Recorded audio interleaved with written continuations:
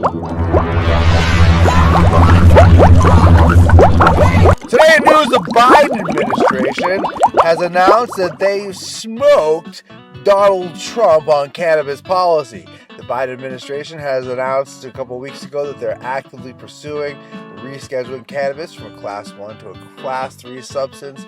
That may have positive or negative implications for how cannabis is handled from state to state. One thing that will happen is banks could now get involved in cannabis transactions, and dispensaries could probably have better access to not only banking but being able to claim deductions on their tax return. That might bring some from about the 80% tax bracket down to about 30% payable tax bracket annually on their cannabis businesses.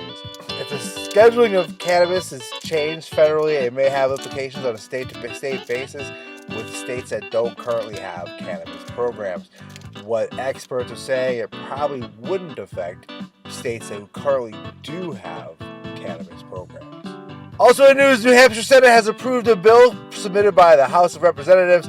Folks like Jason Osborne and Rebecca Whitley have been working very hard over the past couple years to get cannabis legislation passed in the Granite State. But the Jeb Bradleys and Daryl Amises of Prohibitionist New Hampshire are certainly not allowing anything to happen with regard to cannabis legalization or with New Hampshire being able to benefit as other states have from operating cannabis in a legal way.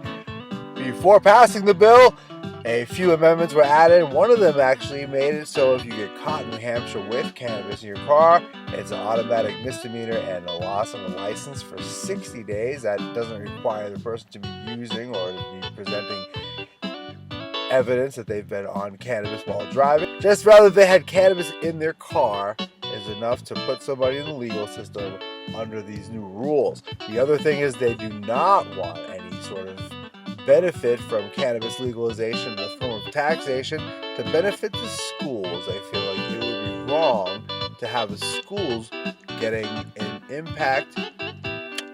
They feel it would be wrong for schools receiving any benefit from cannabis sales. That would just be unconscionable. But what they are looking to do is reduce the amount of money people who own property in New Hampshire are paying in tax.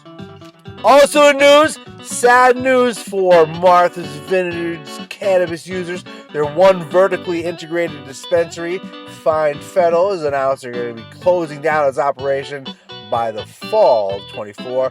There is another dispensary in town, and they're not going to be able to buy any cannabis until there's another cannabis operation growing cannabis legally in Martha's Vineyard, as you can't cross those federal waters with any weed. The CCC is aware of the situation, and maybe they're going to figure out how to get a cannabis operation to get growing by the fall. It's like my hair has never been so clean. Thank you for watching The Wash Daily.